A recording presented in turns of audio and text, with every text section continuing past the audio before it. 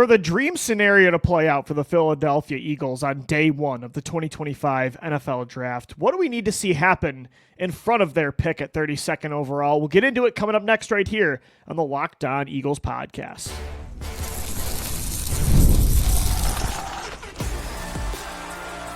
You are Locked On Eagles, your daily Philadelphia Eagles podcast, part of the Locked On Podcast Network, your team every day.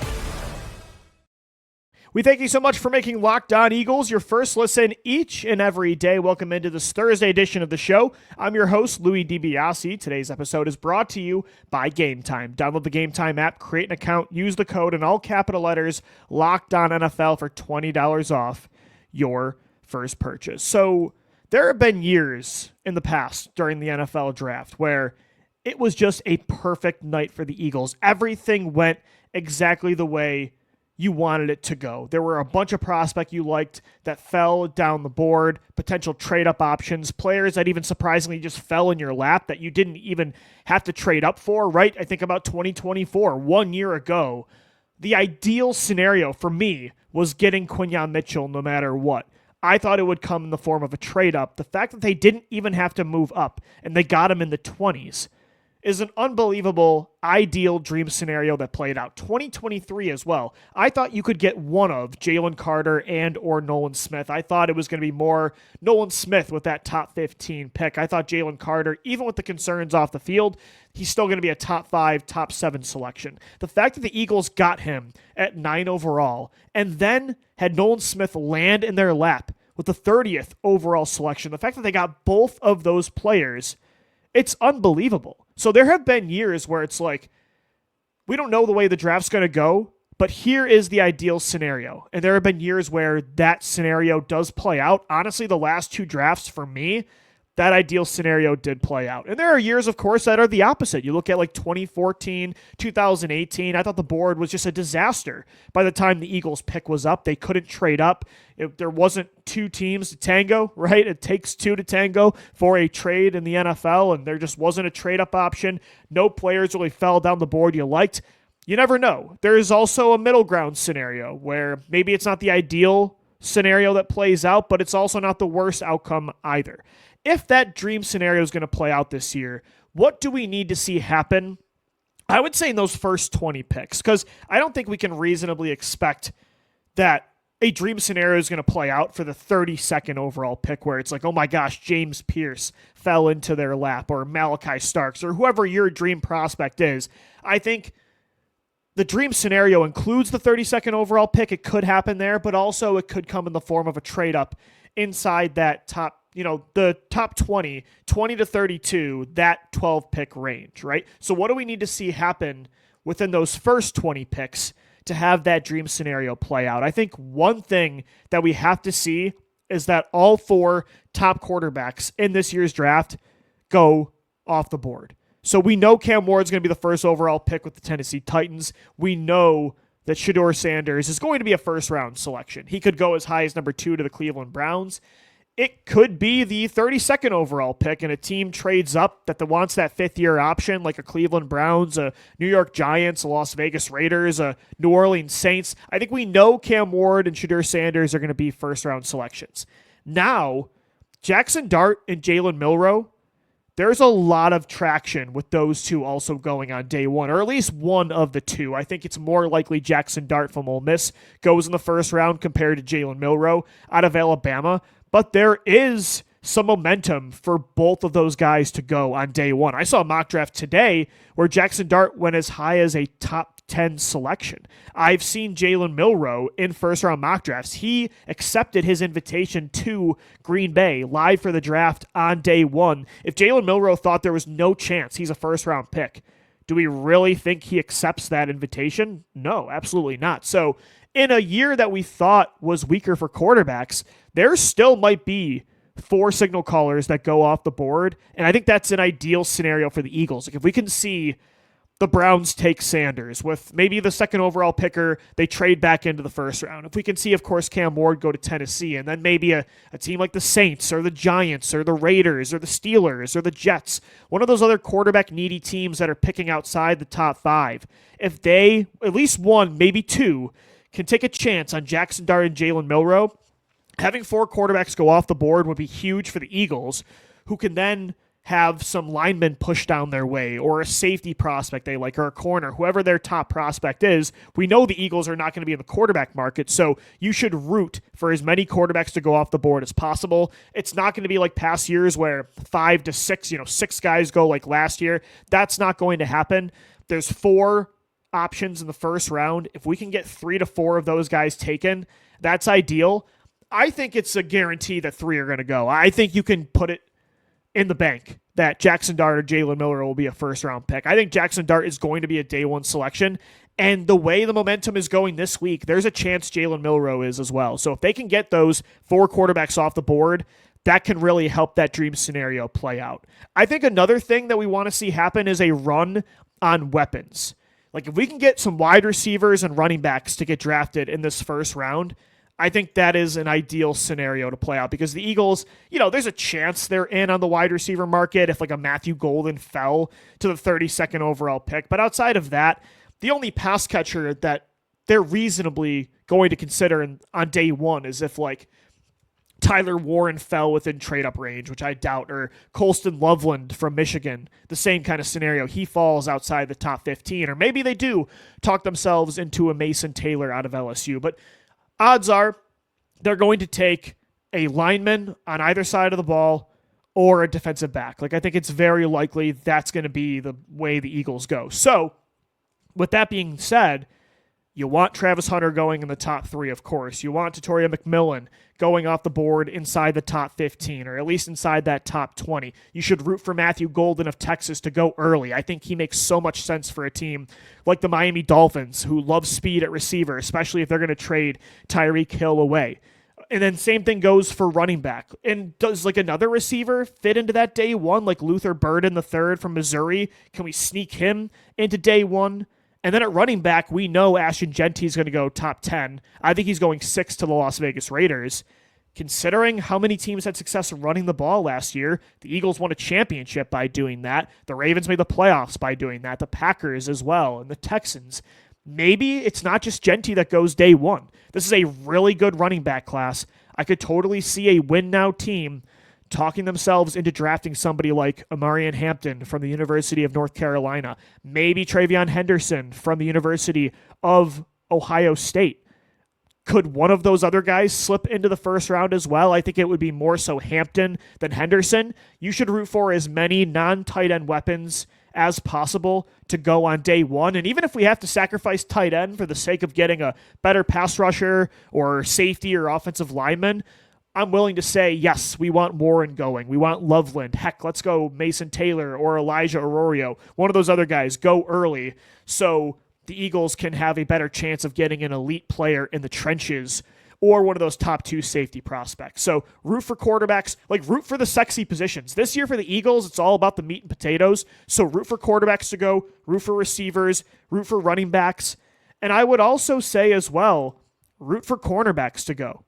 The Eagles should be rooting for corners to go, although there's a scenario where they could draft one in the first 2 rounds. They have Quinyon Mitchell, they have Cooper DeJean, they have Keely Ringo, they potentially have their long-term trio at the position. So we know Will Johnson of Michigan's going to go inside that top 15, but you should also be hoping for Jahdae Barron out of Texas to go, even though I love the idea of pairing him with Cooper DeJean, 2 versatile Swiss Army knives for Vic Fangio to work with in the secondary.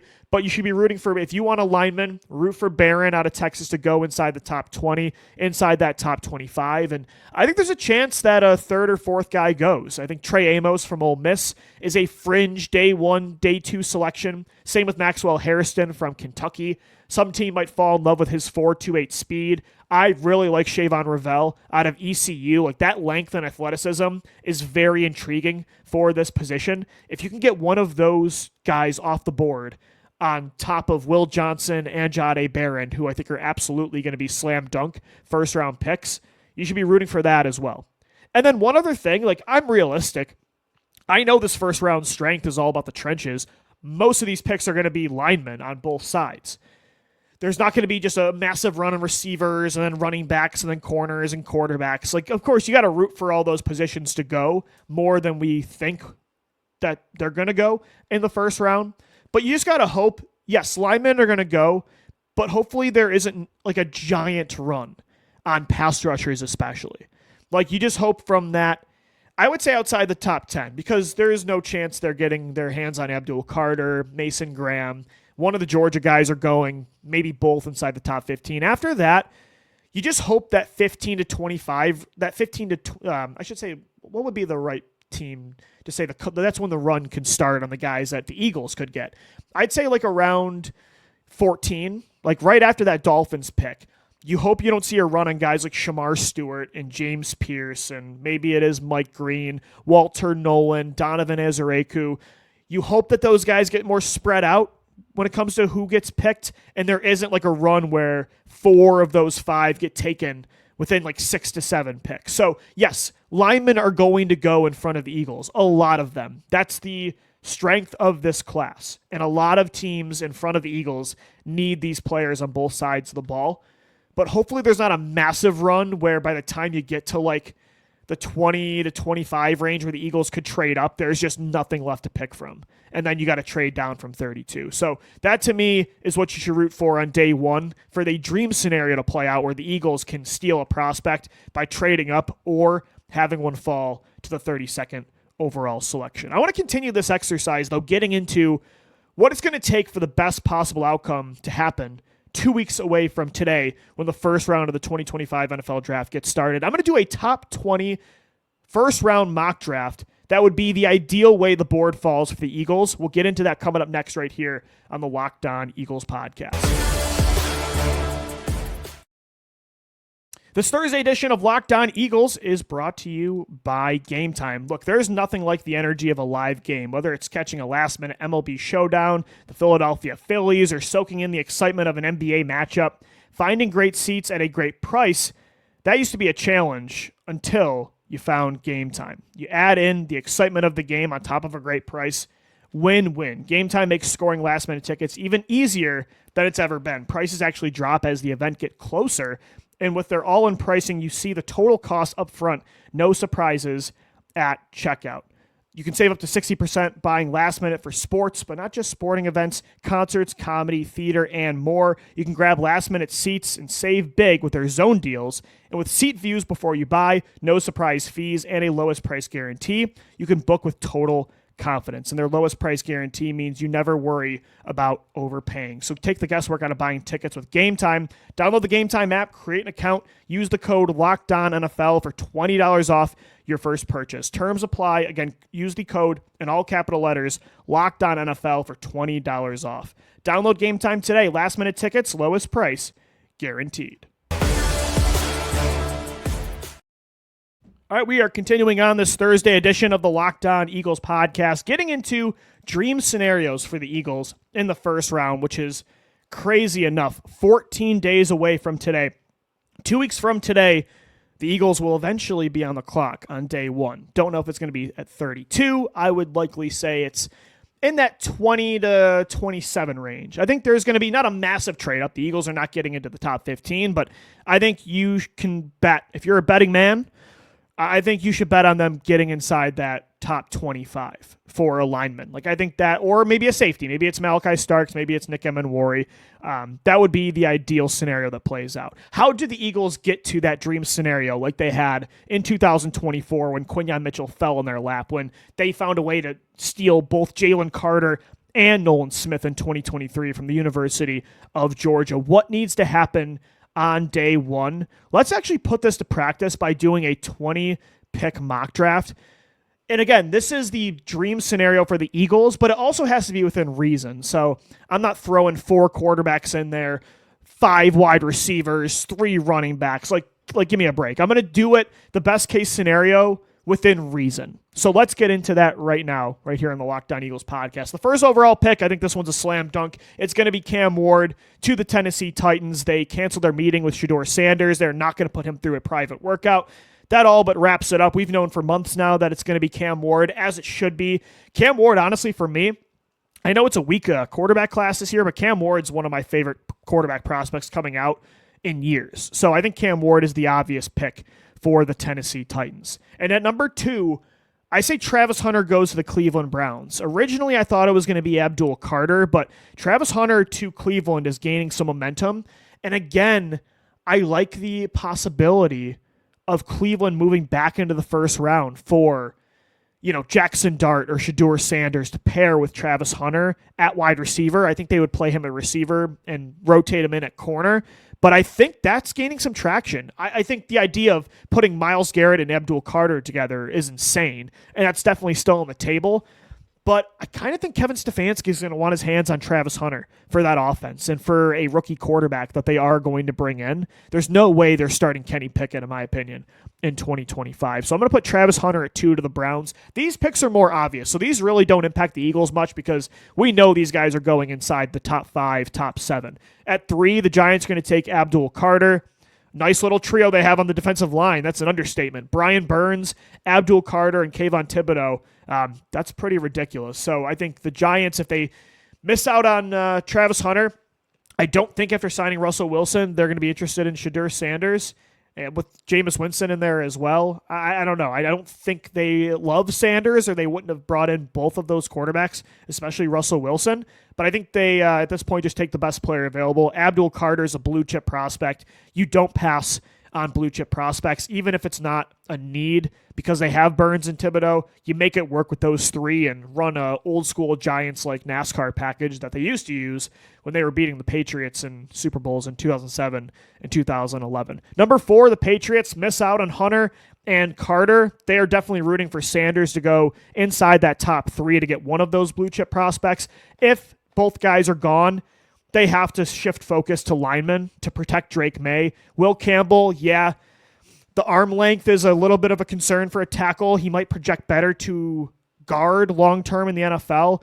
But for the Patriots, they need tackle help. They just need high-floor players on the offensive line. I think Will Campbell would be the obvious pick here for New England if Hunter and Carter are off the board. So again, these picks really don't impact the Eagles much. Pretty much chalk for what players are going this high. Might be different teams, like it could be Carter to the Browns, Hunter to the Giants, but we know the top 3 is going to be Ward, Hunter, Carter in some order, and then Will Campbell would be in that top 5 as well, and so would Mason Graham. Like those 5 players, I think, are locks to be top 5 selections. Jacksonville is going to take Mason Graham there to pair with Joshua Hines-Allen and Trayvon Walker. Those 2 combined for 18.5 sacks last year, but outside of that, the Jaguars had no pass rush help whatsoever, especially on the interior. Mason Graham is a slam dunk pick, a very high floor guy who reminds me a lot of Braden Fisk coming out of Florida State last year. I think Graham is chalk for a top 5 selection. So there's your top 5. Nothing too surprising there.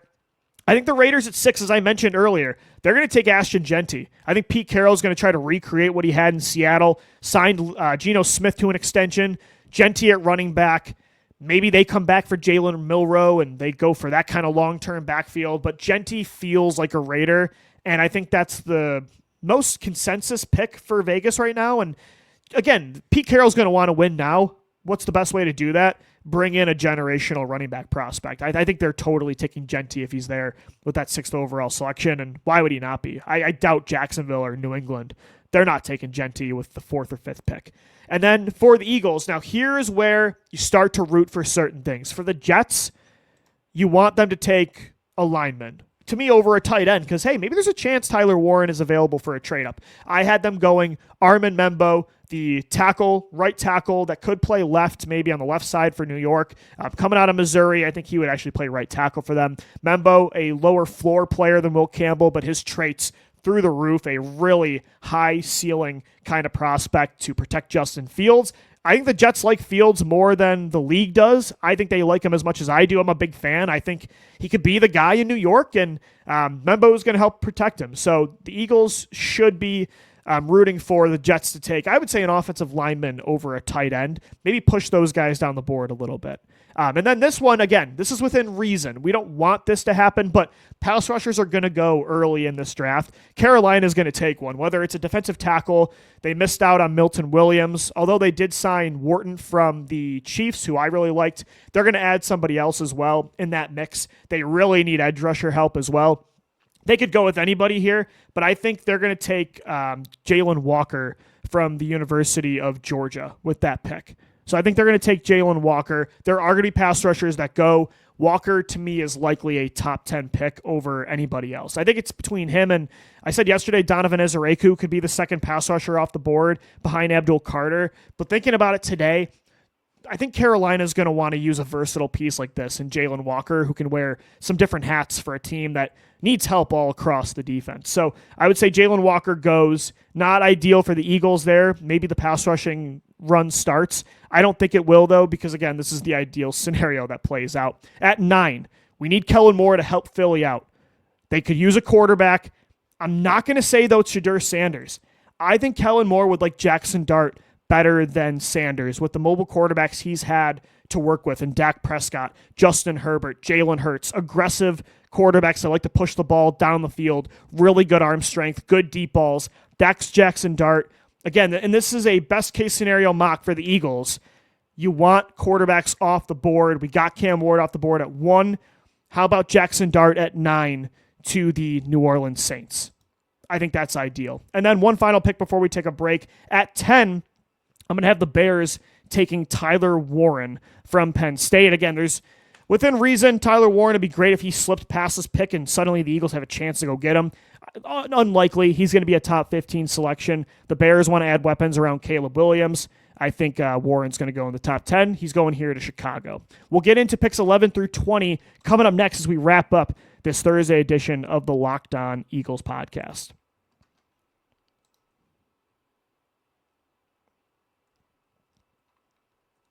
All right, we're continuing on an ideal best-case scenario mock draft for the Eagles inside those top 20 picks.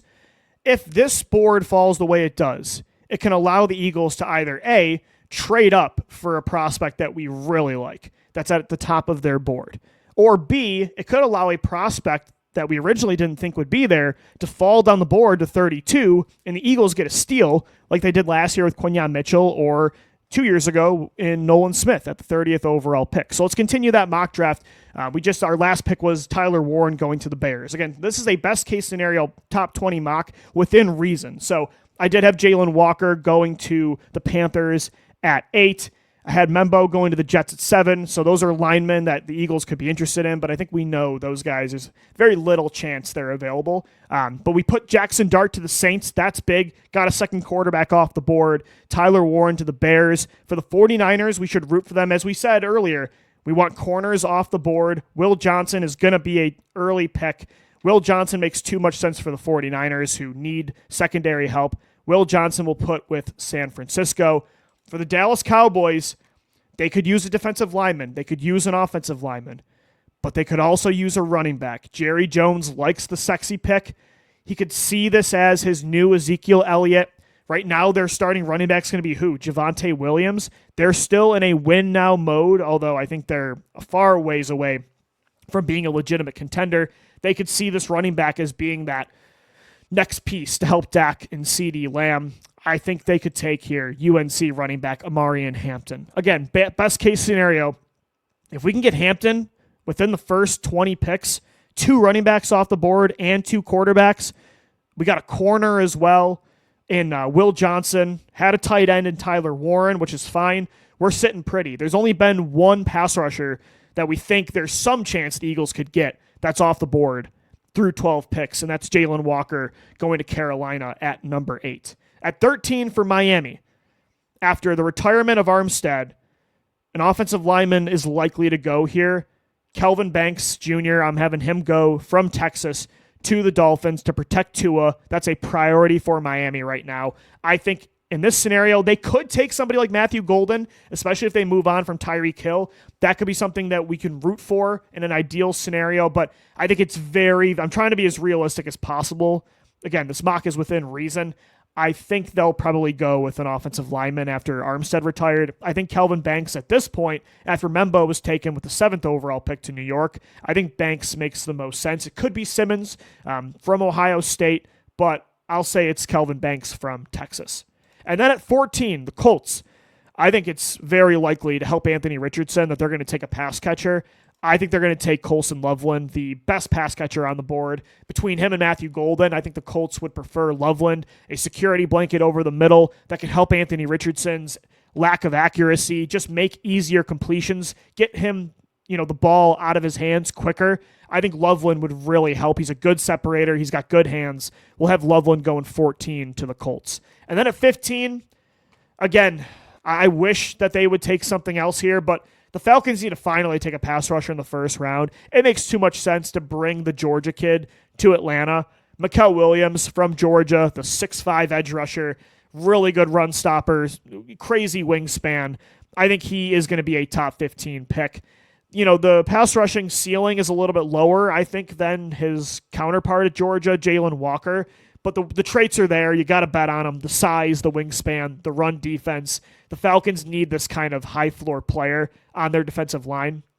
I think Mikael Williams can rush from the inside and out. I think he'll go inside the top 15. So there's that second pass rusher off the board that could be on the Eagles board.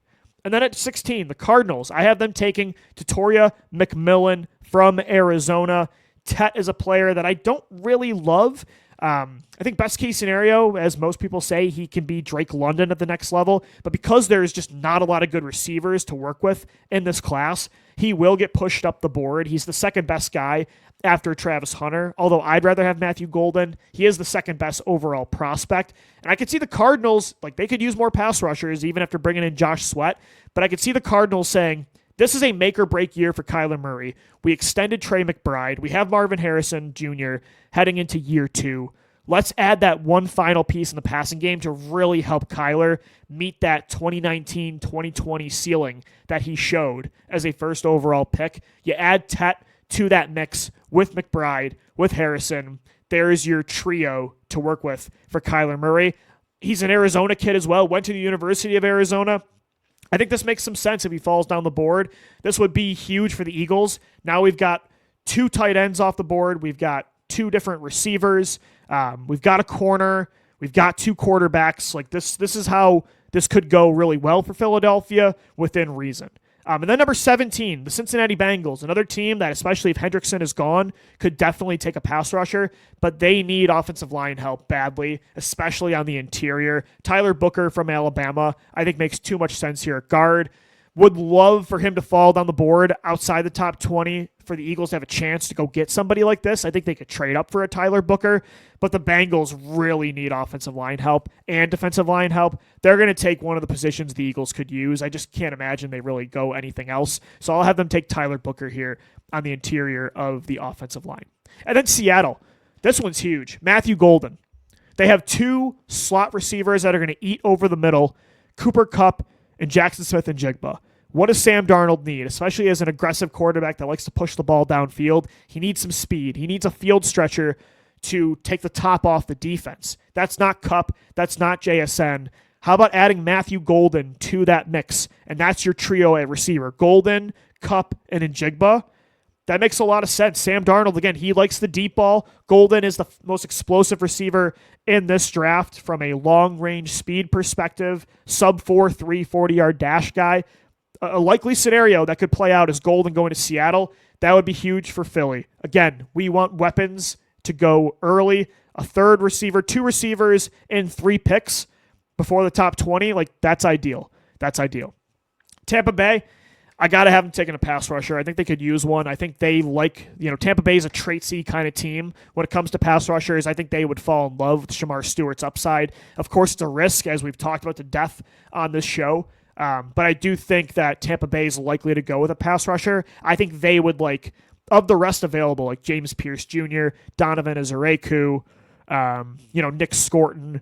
I think Shamar Stewart would be the guy they like over those guys. Mike Green too, but again, the off-the-field stuff with Mike Green might push him off the board on day one. I think the Bucs will go with Shamar Stewart. So 3 pass rushers gone that you might want. Jalen Walker, Mikael Williams, and Shamar Stewart.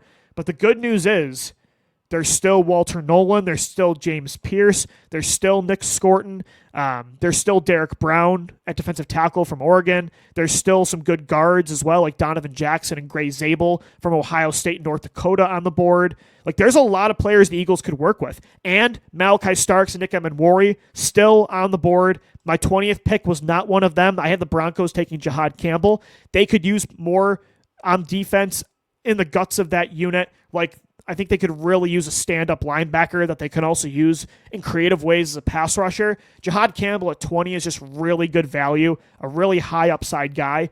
So this is perfect because for the Eagles, now in that 21 to 32 range, it's very realistic now they could get up into that range to go get Walter Nolan, to go get James Pierce, to go get their pick of the safeties, Malaki Starks, Nick Emmanwori. That's why this is an ideal scenario that plays out. And I could totally still see a team like the Browns, like the Raiders, like the Giants, like a bunch of teams, like the Steelers, that could select Shadur Sanders. Like, I still think in this scenario, Sanders would also be a pick in that top 25 to 32. So 3 quarterbacks would go off the board, and that's great for Philly because in this scenario, there are players that can trade up for, and even if not, there's a bunch of guys that could fall to 32. Like, there's a lot of guys in that range that there's, I would say, 11 to 12 players that I'm comfortable with at that point, or there's close to it that I'd be comfortable with the 32nd overall pick, or even like the smallest trade up to 28 to 30. So that's ideal, but it's also within reason, right? Because I think it would be crazy to say that a lot of these linemen don't go, that some of these safeties aren't off the board. That's the strength of this class, and a lot of teams like Philly are going to be looking for those kind of players. So, but that's to me, the dream scenario for the Eagles. That's how the top 20 would have to go, and then you really start pushing the phones and trying to trade up for one of those prospects on the line of the offense or defense, or go get one of those safeties. All right, guys, that's going to do it for today's edition of the Locked On Eagles podcast. Thanks so much for making us your first listen each and every day. Make sure you get to know all these prospects. 2 weeks away from the NFL draft. Get ready with the Locked On NFL Draft podcast. My guys, Keith Sanchez and Damian Parsons, get you ready each and every day. As always, thanks so much for downloading, watching, and listening, and let's go Birds. Fly, Eagles, fly.